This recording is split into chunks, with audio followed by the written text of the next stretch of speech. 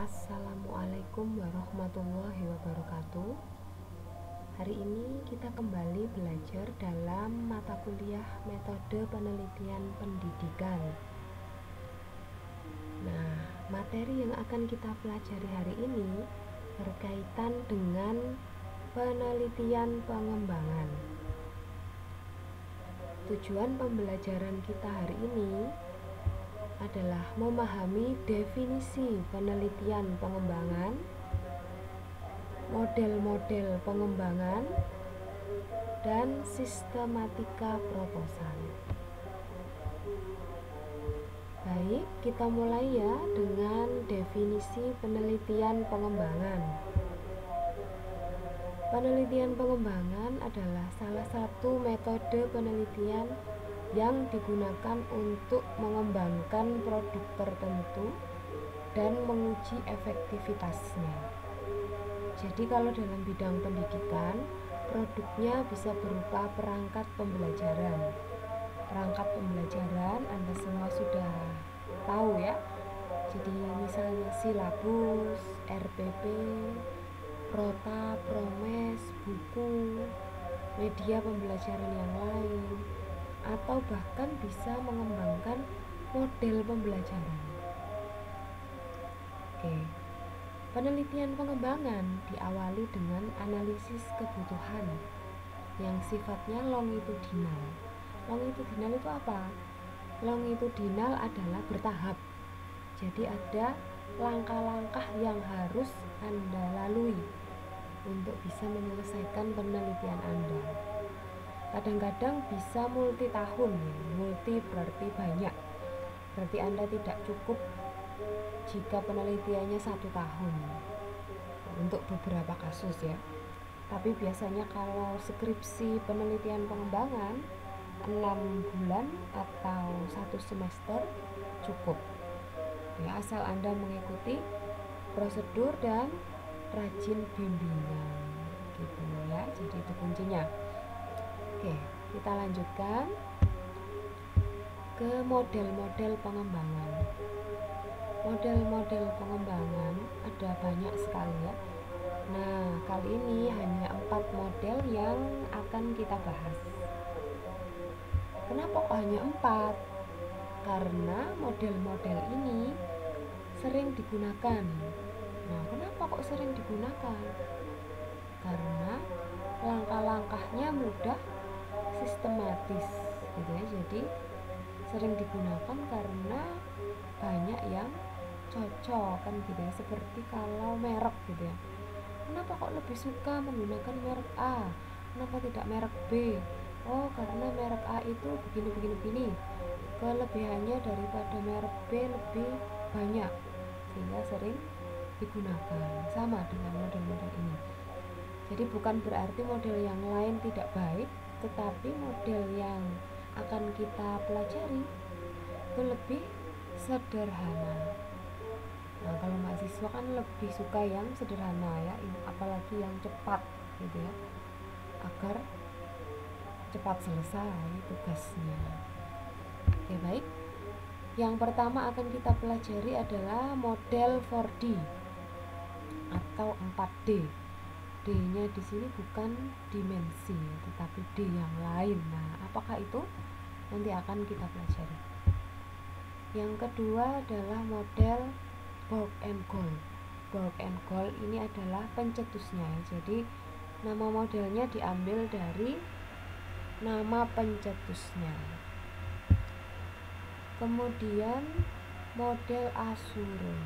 Azure ini juga singkatan ya, sama seperti 4D. Nah, nanti apa singkatannya? Akan kita pelajari. Yang keempat adalah model EDI. Model EDI ini bukan nama orang ya, tetapi singkatan juga, sama seperti Azure.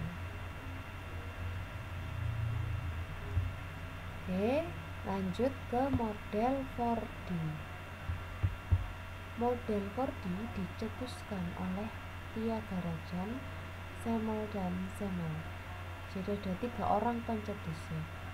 Model 4D ini diperkenalkan oleh Tiago Rajan dan koleganya pada tahun 1974 untuk mengembangkan produk pembelajaran bagi siswa berkebutuhan khusus. Jadi untuk siswa di sekolah luar biasa. Tetapi karena langkahnya sederhana dan sistematis, dapat juga digunakan untuk siswa yang tidak berkebutuhan khusus. Oke, seperti yang saya sebutkan sebelumnya, model 4D ini terdiri dari 4D. D yang pertama adalah define, D yang kedua adalah design, D yang ketiga adalah develop, D yang keempat disseminate. Nah, define ada beberapa langkah dalam tahap pertama ini. Apa saja? Yang pertama adalah front end analysis, analisis ujung depan. Apa itu? Nah, ini ya, menetapkan masalah dasar yang dihadapi dalam pembelajaran. Jadi Anda menentukan apa faktanya, masalahnya apa, kurangnya motivasi, nilai rendah, banyak yang bolos, tidak ada sarana, dan lain-lainnya berdasarkan fakta di lapangan. Kemudian harapan itu apa?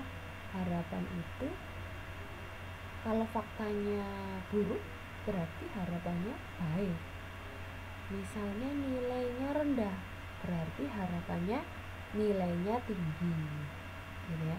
Dan tergantung faktanya. Kemudian juga alternatif penyelesaian masalahnya. Jadi ada fakta, ada harapan, kemudian ada solusinya bagaimana. Nah, itu semua Anda definisikan atau Anda tetapkan di tahap front end analysis. Gitu. Oke. Selanjutnya learner analysis. Learner, pembelajar, siswa.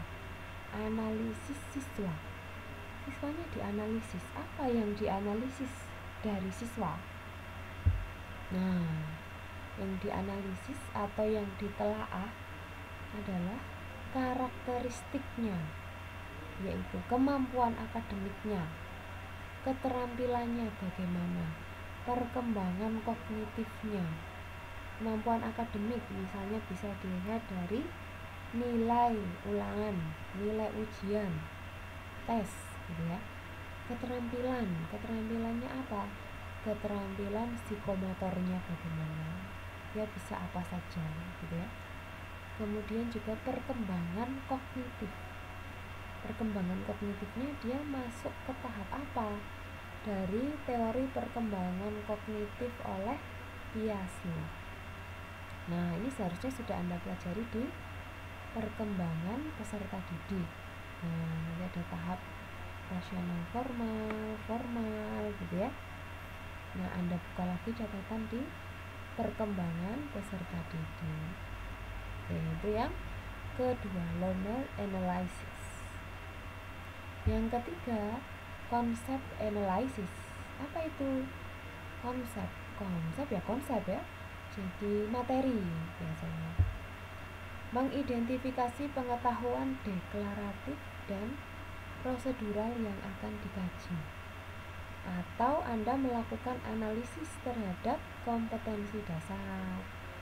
Kalau dulu ada standar kompetensi ya, kalau sekarang tidak ada. Adanya kompetensi dasar, kemudian indikator, gitu ya, dan sumber belajarnya untuk menganalisis konsep-konsep yang akan diajarkan kepada peserta didik atau siswa. Kemudian yang keempat ada test analysis, yaitu analisis tugas. mengidentifikasi keterampilan yang akan dikaji. Jadi pengetahuan konseptualnya apa, sudah tahu. Nah, kemudian tugas-tugasnya bagaimana untuk mendapatkan pengetahuan tadi. Nah, itu ada di tahap keempat ini, di task analysis. Yang kelima ada specifying instructional objective, yaitu merangkum konsep dan tugas-tugas untuk merumuskan tujuan pembelajaran.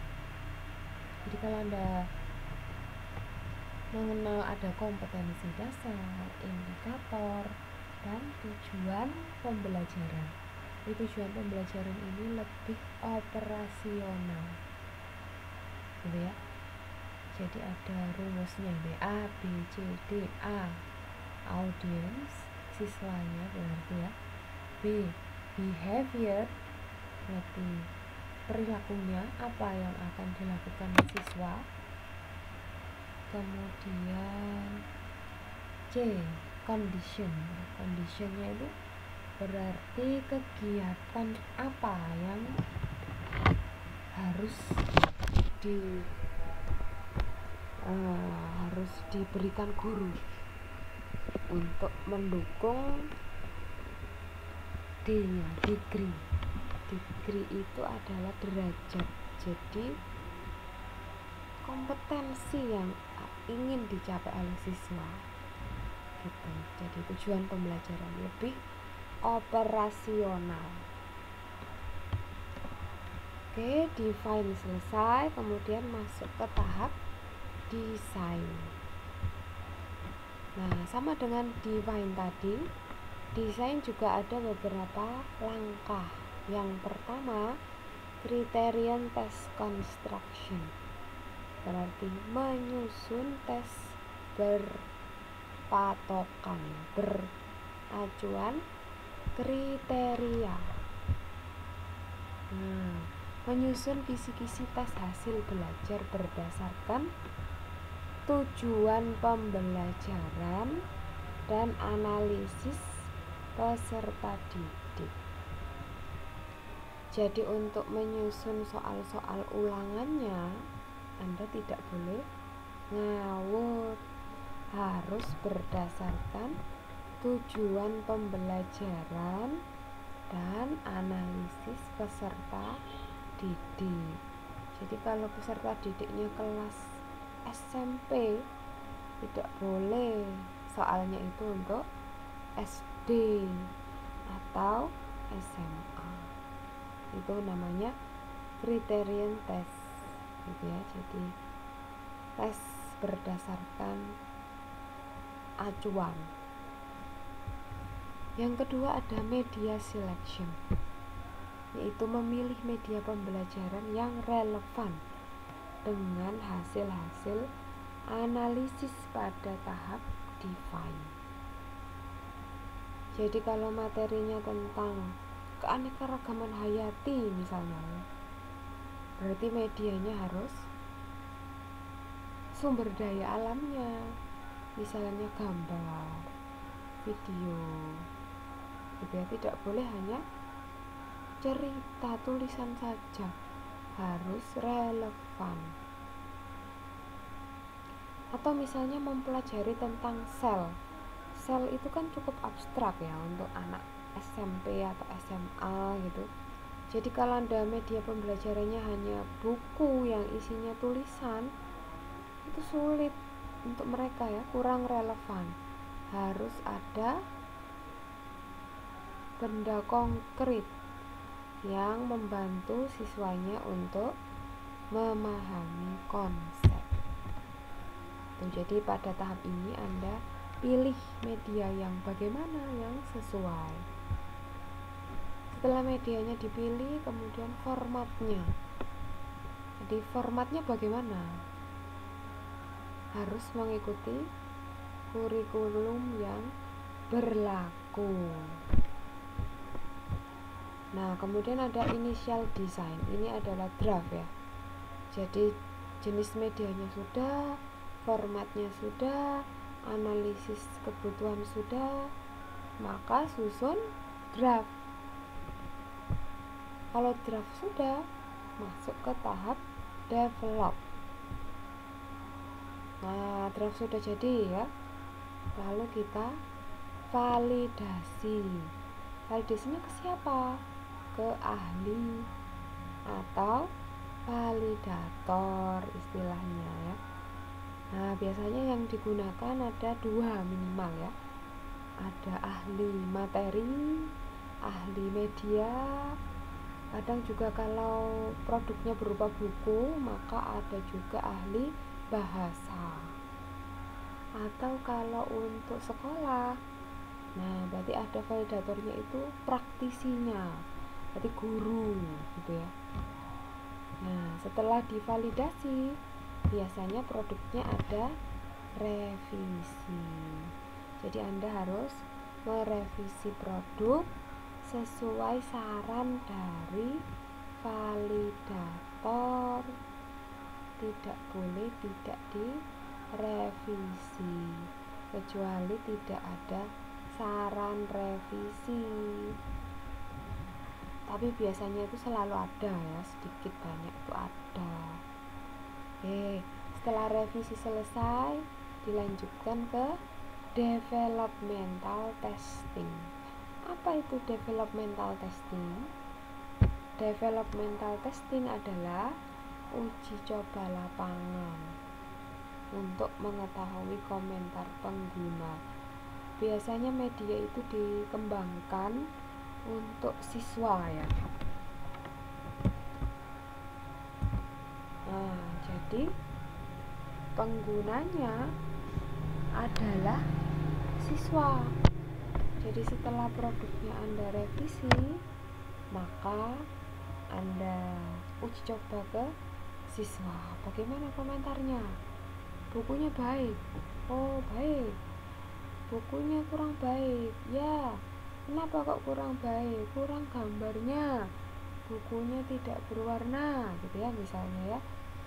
Nah, hasil dari uji coba lapangan itu bisa dipertimbangkan untuk revisi. Setelah beres uji coba lapangan, revisi, kemudian disseminate. Disseminate artinya penyebaran. Nah, apa saja yang dilakukan? Pertama harus analisis pengguna, user analysis. Nah, penggunanya siapa nanti? Siswa kelas berapa? Kelas 10. Yang bagaimana?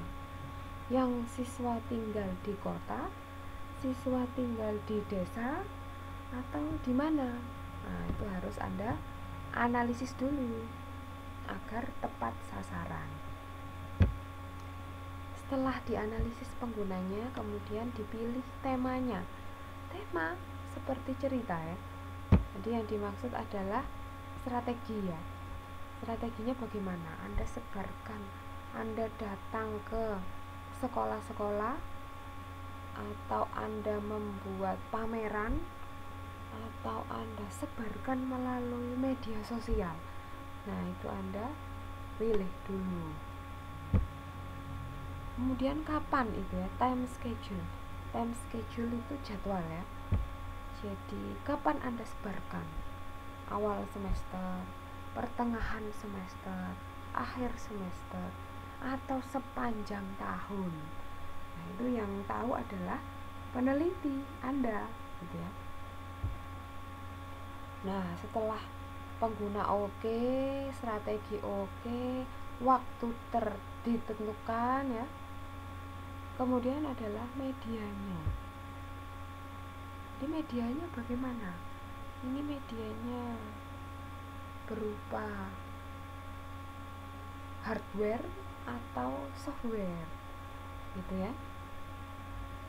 Jadi jangan sampai bingung ketika mau disseminate. Harus keempat hal ini ditentukan dulu, dimantapkan dulu, gitu. Oke, selesai yang 4D. Oke, ini ada contoh penelitian pengembangan dengan model 4D. Judulnya adalah validitas lembar kegiatan siswa berbasis pendekatan saling temas pada materi ekosistem kelas 10 SMA. Jadi dia mengembangkan LKS berbasis pendekatan saling temas, sains lingkungan, teknologi, dan masyarakat. Nah, ini tahapannya ya. Ada 4, tapi di sini dia dibatasi sampai 3 ya. Define, design, develop. Disseminate-nya tidak. Tuh. Nah, nanti Anda baca, Anda pahami bagaimana sih penggunaannya, penerapan model 4D kalau digunakan untuk penelitian sungguhan ya. Di nanti Anda bisa akses jurnalnya, ini ada alamatnya ya. Nanti bisa diakses sendiri. Oke, kita lanjutkan ke model Borg and Goal. Model Borg and Goal berbeda dengan model 4D yang hanya 4 tahap ya. Model ini ada 10 tahap. 1, 2, 3, 4, 5, 5, 6, 7, 8, 9, 10,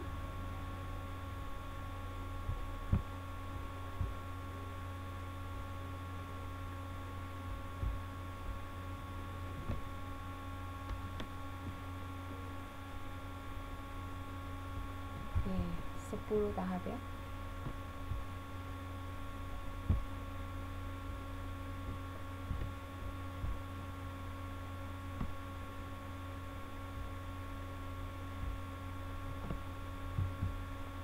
Model Borg and Goal diadaptasi dari model Dick and Carey. Jadi Dick and Carey ini peneliti juga, pendahulu dari Borg and Goal, tapi lebih muda ya, dari Tyagarajan. Nah, tahap pertama tadi ada assess needs to identify goals. Apa itu ya? Nah, ini artinya adalah mendefinisikan tujuan pembelajaran, dan juga needs assessment, analisis kebutuhan. Jadi sama dengan tahap front end analysis gitu ya. Kemudian tahap yang kedua ada conduct instructional analysis. Ini mengidentifikasi keterampilan, pengetahuan, prosedurnya bagaimana, dan tugas-tugasnya. Sama dengan konsep analysis, sama dengan task analysis, dan specifying objective tadi ya, sama dengan define pada 4D. Yang ketiga adalah analyze learners and context. Nah, learners ya, sama karakter peserta didik. Jadi mengidentifikasi atau menganalisis karakter peserta didik.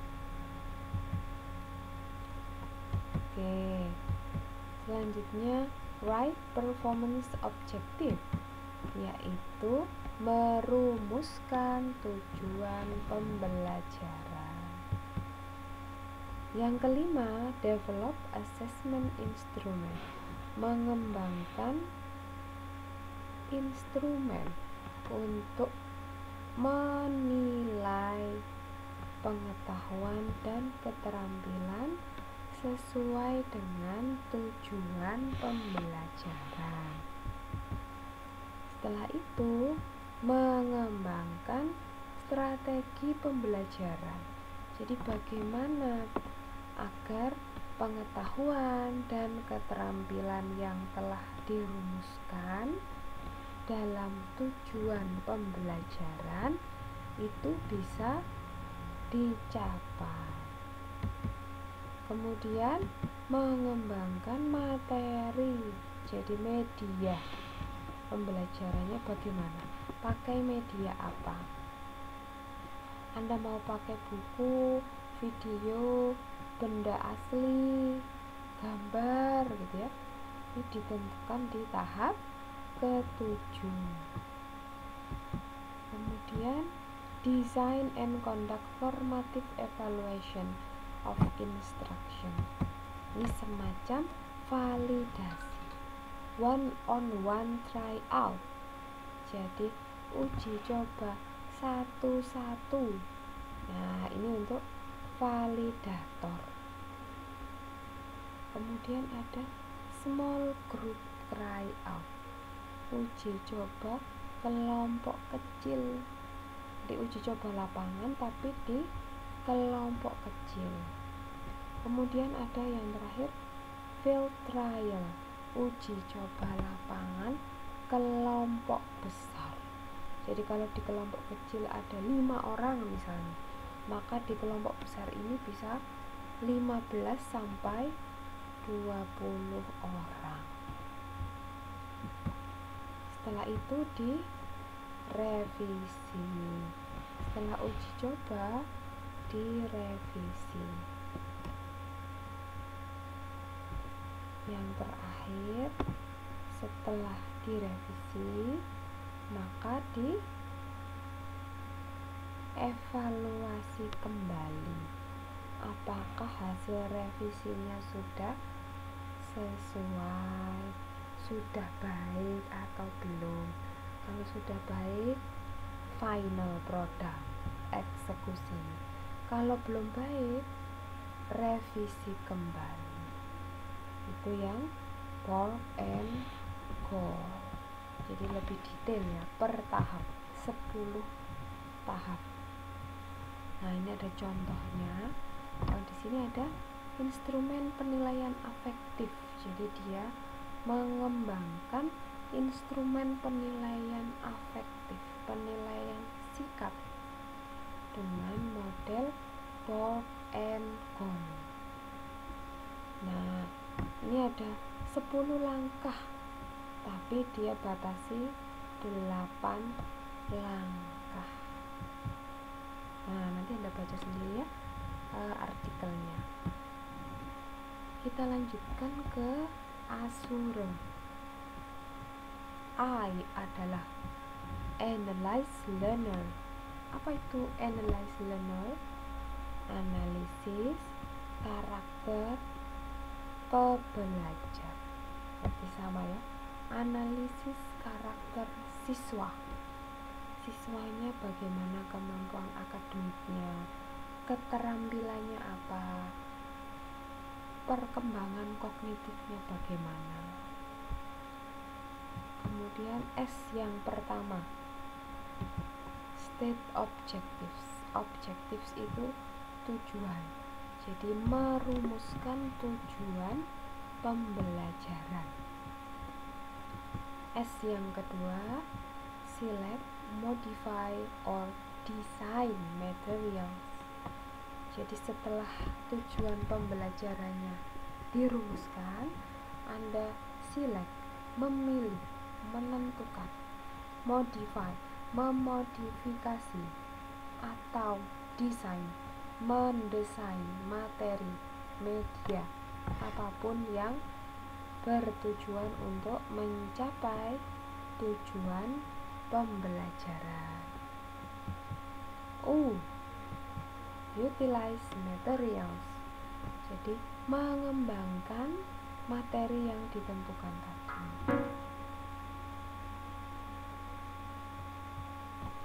Kemudian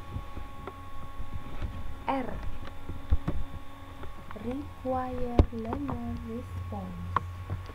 Setelah medianya dikembangkan, maka diperlukan respon dari pembelajar. Jadi ini uji coba kepada pengguna.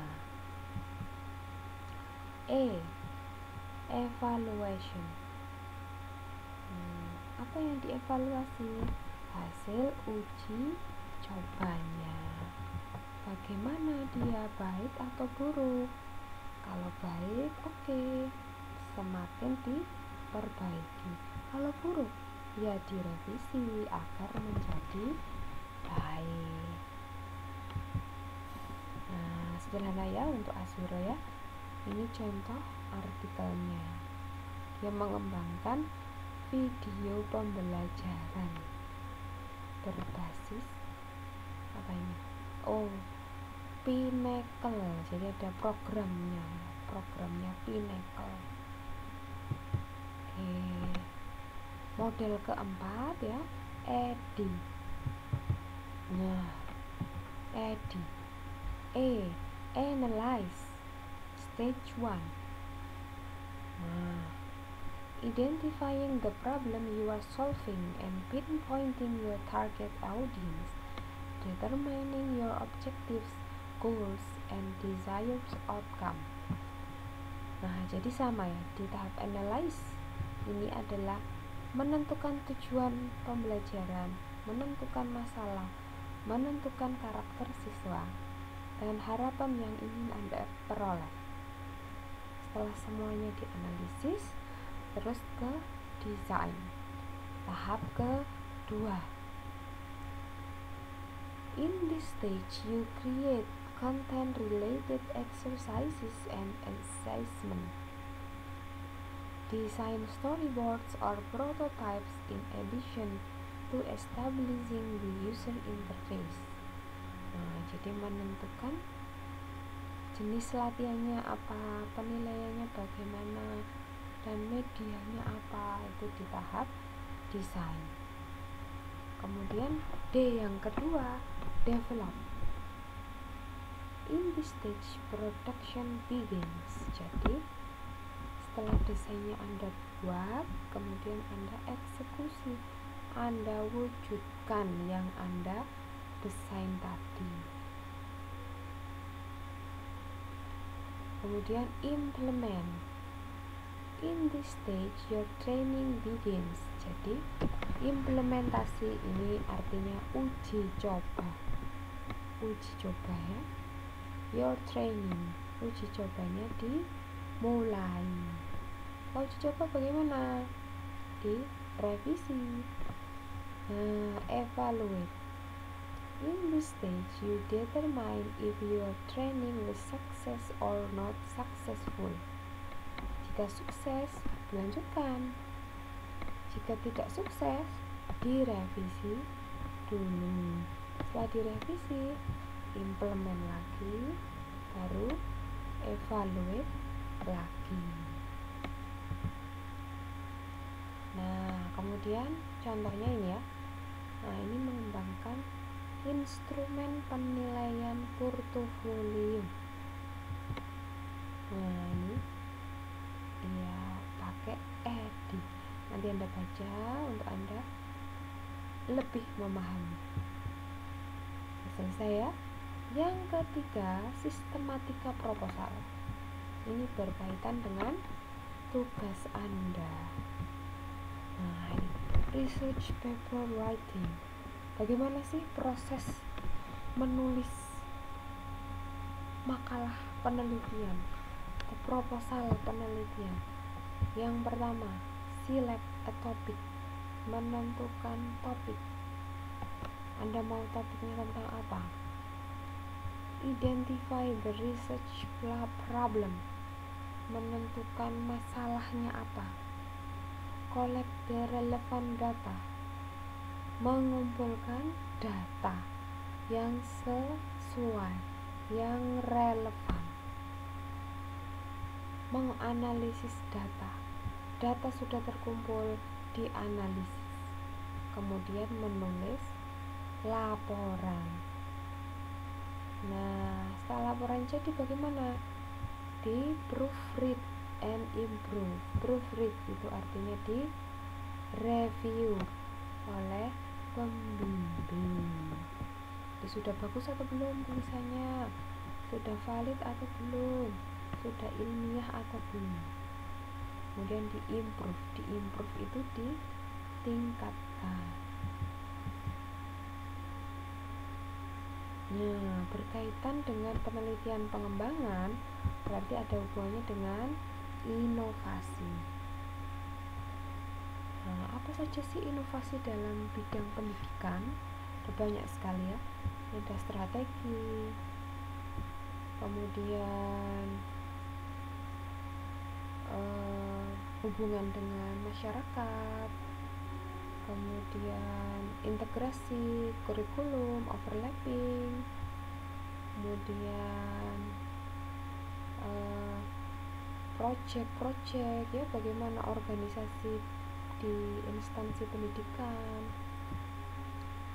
kemudian gurunya, penelitinya, kemudian metode penelitiannya, kemudian bagaimana data-data untuk kemajuan inovasi di bidang pendidikan ya. Jadi banyak hal yang bisa Anda jadikan masalah untuk penelitian pengembangan. Nah, sistematika proposal untuk tugas Anda ini sesuai dengan buku panduan penulisan karya tulis ilmiah di FIP Unwaha. Bab 1, namanya proposal itu berarti ada 3 bab ya, bab 1, 2, 3. Bab 1 adalah pendahuluan, jadi ada latar belakang masalah, rumusan masalah, tujuan pengembangan, spesifikasi produk yang diharapkan, pentingnya pengembangan, asumsi dan keterbatasan pengembangan, definisi istilah atau definisi operasional. Latar belakang masalah ini berkaitan dengan fakta, harapan, dan solusi yang Anda tawarkan. Jadi fakta itu masalahnya apa yang benar-benar ada di lapangan, di sekolah. Harapan Anda bagaimana, dan solusi yang Anda tawarkan itu di latar belakang masalah. Kalau rumusan masalah, Anda fokuskan masalahnya tadi apa, disusun dalam kalimat tanya. Tujuan pengembangan ini berkaitan dengan solusi. Misalnya masalahnya, apakah media A dapat meningkatkan motivasi siswa? Maka tujuannya adalah mengembangkan media A untuk meningkatkan motivasi siswa. Spesifikasi produk. Nah, jadi spesifikasinya bagaimana? Bentuknya apa? Ukurannya, isinya, warnanya, gitu. Jadi sedetail mungkin. Biasanya dibagi 2, spesifikasi substantif dan spesifikasi teknis. Kalau yang substantif itu berkaitan dengan isinya, materinya. Kalau yang teknis berkaitan dengan fisiknya, gitu ya. Kemudian pentingnya pengembangan. Pentingnya pengembangan ini berkaitan dengan manfaatnya apa sih dari media yang akan Anda kembangkan. Asumsi dan keterbatasan pengembangan. Asumsi ini sama dengan hipotesis tetapi berbeda, sama tetapi berbeda. Kalau keterbatasan itu berarti variabel-variabel yang sebenarnya harus diteliti tetapi tidak diteliti. Nah, itu keterbatasan. Kemudian definisi istilah atau definisi operasional. Definisi istilah berarti istilah-istilah. Misalnya buku, apa itu buku? Kemudian ensiklopedia, apa itu ensiklopedia? Nah, kalau definisi istilah harus ada rujukan. Kalau definisi operasional itu menurut peneliti. Jadi ini dipilih salah satu, istilah atau operasional. Terserah peneliti ya. Bab 2 adalah kajian pustaka. kajian pustaka ini isinya tentang teori-teori yang mendukung penelitian Anda. Judulnya apa, variabelnya apa, maka variabel itulah yang akan dikaji dalam kajian pustaka. Misalnya judulnya pengembangan buku ensiklopedia materi sistem pernafasan manusia. Maka yang harus ada di kajian pustaka ensiklopedia itu apa? Sistem pernafasan manusia itu apa? Didukung dengan penelitian terdahulu. Itu ya, jadi kajian pustaka. Yang ketiga, metode penelitian. Metode penelitian isinya apa? Ada 3 subbab. Yang pertama, model pengembangan. Nah, tadi sudah dibahas 4 model ya. Anda boleh menggunakan salah satu dari keempat yang tadi kita pelajari, atau boleh pakai model yang lain, asal modelnya ada rujukannya. Rujukannya yang valid, artinya sahih, bisa dari jurnal atau buku teks, gitu ya. Setelah modelnya ditentukan, Anda uraikan secara sederhana ya. Kemudian subbab yang kedua adalah prosedur pengembangan. Prosedur pengembangan ini isinya adalah penjabaran langkah-langkah dari model yang Anda pilih. Kalau 4D berarti ada 4 tahap. Apa yang akan Anda lakukan dalam tahap define, design, develop, dan disseminate? Itu diuraikan di prosedur pengembangan. Yang ketiga, uji coba produk. Nah, uji cobanya ada 5 tahap kecil-kecil ya. Yang pertama, desainnya bagaimana? Uji cobanya ini 1 kali, 2 kali, 3 kali. Subjeknya siapa? Siswa, guru, dosen. Nah, kemudian jenis data. Jenis datanya Anda mau kuantitatif, kualitatif, atau keduanya? Instrumennya apa? Instrumennya bisa angket, panduan wawancara, dokumen, gitu ya, macam-macam, sesuai dengan jenis data yang Anda inginkan. Setelah datanya dikumpulkan, bagaimana nanti cara menganalisis data? Ini diuraikan di teknik analisis data. Oke, jadi proposalnya harus memuat 3 bab ini, plus halaman judul dan daftar pustaka. Nah, daftar pustakanya nanti cara menulisnya begini ya.